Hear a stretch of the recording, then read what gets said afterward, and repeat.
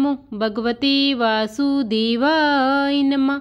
प्रणाम भक्तजनों, आज हम माघ मास महात्म्य के अध्याय 2 की कथा को सुनेंगे।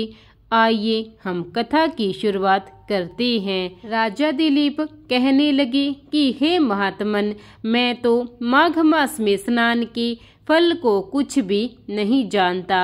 कृपा करके आप विस्तार पूर्वक मुझको बतलाइए। राजा के ऐसे वचन सुनकर तपस्वी कहने लगा कि राजन, भगवान सूर्य बहुत शीघ्र उदय होने वाले हैं, इसलिए यह समय हमारे लिए स्नान का है, कथा का नहीं। सो आप स्नान करके अपने घर को जाओ और अपने गुरु श्री वशिष्ठ जी से इस महात्म्य को सुनो।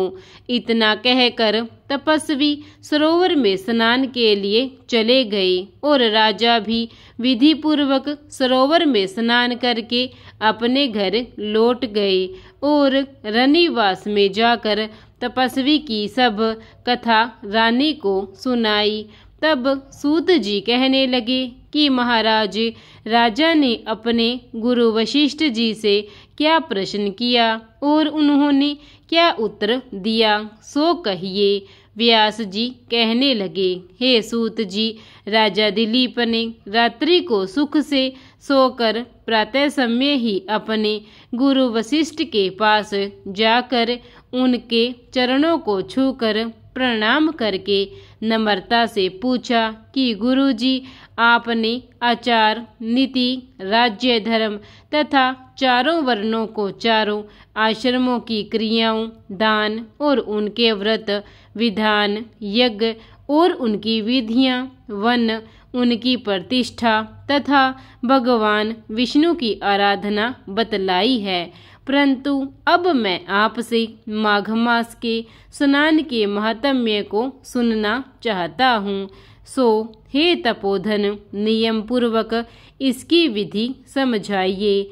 गुरु वशिष्ठ जी कहने लगे कि हे राजन, तुमने दोनों लोकों के कल्याणकारी, वनवासी तथा गृहिणियों के अंतकरण को पवित्र करने वाले माघ मास के स्नान का बहुत सुंदर प्रश्न पूछा है। मकर राशि में सूर्य के आने पर माघ मास में स्नान का फल गौ, भूमि, तिल, वस्त्र, स्वर्ण, अन्न, घोड़ा आदि दानों तथा चंद्रायण और ब्रह्मा कुरवर्त आदि से भी अधिक होता है।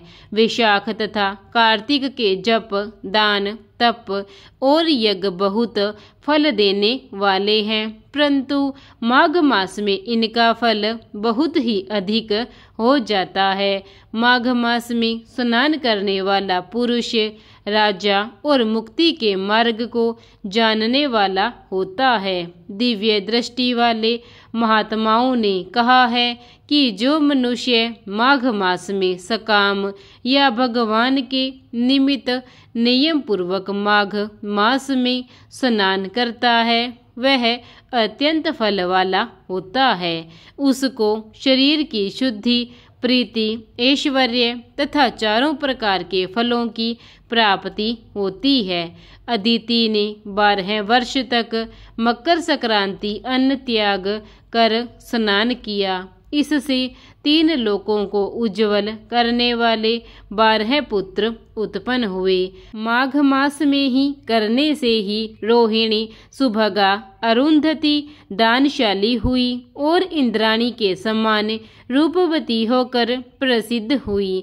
जो माघ मास में स्नान करते हैं तथा देवताओं के पूजन में तत्पर रहते हैं, उनको सुंदर स्थान, हाथी और घोड़ों की सवारी तथा दान को द्रव्य प्राप्त होता है और अतिथियों से उनका घर भरा रहता है। उनके घर में सदा वेद ध्वनि होती है। वह मनुष्य धन्य है जो माघ मास में स्नान करते हैं, दान देते हैं तथा व्रत और नियमों का पालन करते हैं। और दूसरे पुण्यों के क्षीण होने से मनुष्य स्वर्ग से वापिस आ जाता है। परंतु जो मनुष्य माघ मास में स्नान करता है वह कभी स्वर्ग से वापिस नहीं आता। इससे बढ़कर कोई नियम, तप, दान पवित्र और पाप नाशक नहीं है।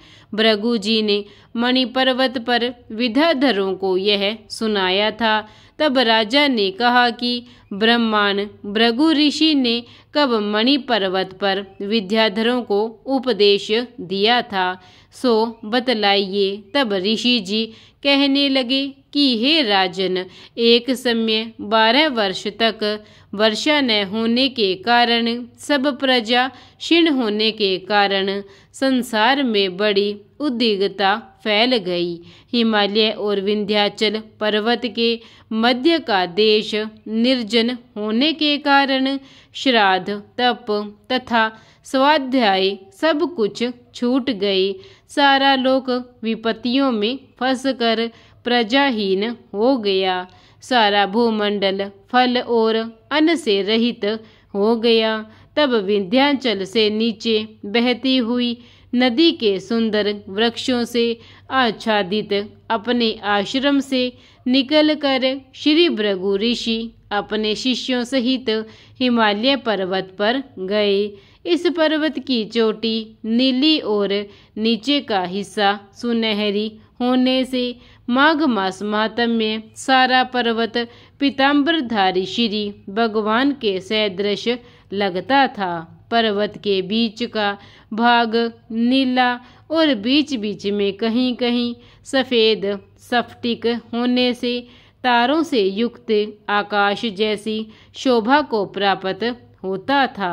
रात्रि के समय वह पर्वत दीपकों की तरह चमकती हुई दिव्य औषधियों से पूरित किसी महल की शोभा को प्राप्त होता था। यह पर्वत शिखाओं पर बांसुरी बजाती और सुंदर गीत गाती हुई किन्नरियों तथा केले के पत्तों की पताकाओं से अत्यंत शोभा को प्राप्त हो रहा था।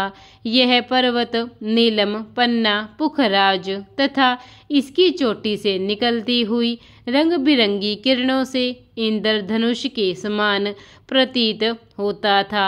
स्वर्ण आदि सब धातुओं से तथा चमकते हुए रत्नों से चारों ओर फैली हुई अग्निज्वाला के समान शोभायमान था। इसकी कंदराओं में काम पीड़ित विद्याधरी अपने पतियों के साथ आकर रमण करती थी और गुफाओं में ऐसे ऋषि मुनि जिन्होंने संसार के सभी कलेशों को जीत लिया है, रात दिन ब्रह्मा का ध्यान करते हैं और कई एक हाथ में रुद्राक्ष की माला लिए हुए शिव की आराधना में लगे हुए हैं। पर्वत के नीचे भागों में जंगली हाथी अपने बच्चों के साथ खेल रहे हैं तथा कस्तूरी वाले रंग बिरंगे मृगों के झुंड इधर उधर भाग रहे हैं।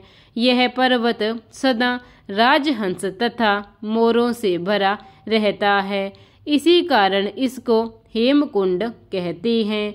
यहाँ पर सदैव ही देवता, गुहक और अप्सरा निवास करते हैं। इसी प्रकार माघ मास में पूजा पाठ और दान स्नान का बहुत महत्व है।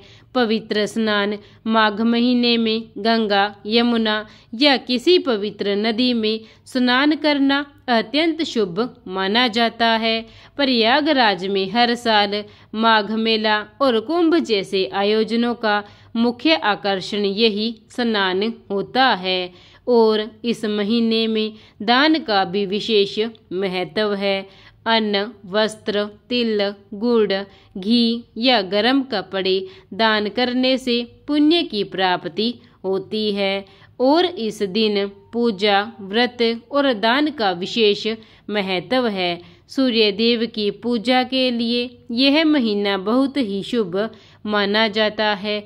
ऐसा माना जाता है कि इस माह में सूर्योदय से पहले स्नान करने से पापों का नाश होता है और मोक्ष की प्राप्ति होती है। माघ माह में शुक्ल और कृष्ण पक्ष की एकादशी भी बहुत कल्याणकारी और फलदायी मानी जाती है। इस माह में भागवत कथा, रामायण और गीता का पाठ करना शुभ माना जाता है और अगर यह पाठ न कर पा रहे हैं तो माघ मास महात्म्य को नित्य सुनने मात्र से सभी मनोकामनाएं पूर्ण होती है। इसी प्रकार माघ मास महात्म्य के अध्याय दूसरे का यहीं पर समापन होता है। प्रेम से बोलिए विष्णु महाराज की जय। आइए अब हम भगवान विष्णु जी की आरती करते हैं। ओम जय जगदीश हरि, स्वामी जय जगदीश हरि। भक्त जनों के संकट क्षण में दूर करे। ओम जय जगदीश हरि। जो ध्यावे फल पावे, दुख बिन से मन का। सुख संपत्ति घर आवे, कष्ट मिटे तन का। ओम जय जगदीश हरि। मात पिता तुम मेरे, शरण गहूँ मैं किसकी। तुम बिन और न दूजा, आस करूँ मैं जिसकी। ओम जय जगदीश हरि। तुम पूरन परमात्मा, तुम अंतर्यामी। पार ब्रह्म परमेश्वर, तुम सबकी स्वामी। ओम जय जगदीश हरि। तुम करुणा के सागर, तुम पालन करता। मैं मूर्ख खल कामी, कृपा करो भरता। ओम जय जगदीश हरि। तुम हो एक अगोचर, सबके प्राणपति। किस विधि मिलूं दया में, तुमको मैं कुमति। ओम जय जगदीश हरि। दीन बंधु दुख हरता, तुम ठाकुर मेरे। अपने हाथ उठाओ, द्वार पड़ा मैं तेरे। ओम जय जगदीश हरि। विष विकार मिटाओ, पाप हरो देवा। श्रद्धा भक्ति बढ़ाओ, संतन की सेवा। ओम जय जगदीश हरि। तन मन धन और संपत्ति, सब कुछ है तेरा। तेरा तुझे को अर्पण, क्या लागे मेरा। ओम जय जगदीश हरि। जगदीश्वर जी की आरती जो कोई नर गावे। कहत शिवानंद स्वामी, मन वांछित फल पावे। ओम जय जगदीश हरि। ओम जय जगदीश हरि। स्वामी जय जगदीश हरि। प्रेम से बोलिए विष्णु महाराज की जय। प्रिय भक्तजनों, अगर आपको माघ मास महात्म्य की यह कथा अच्छी लगी हो तो इसे लाइक कीजिए, शेयर कीजिए और चैनल को सब्सक्राइब करना ना भूलें। धन्यवाद।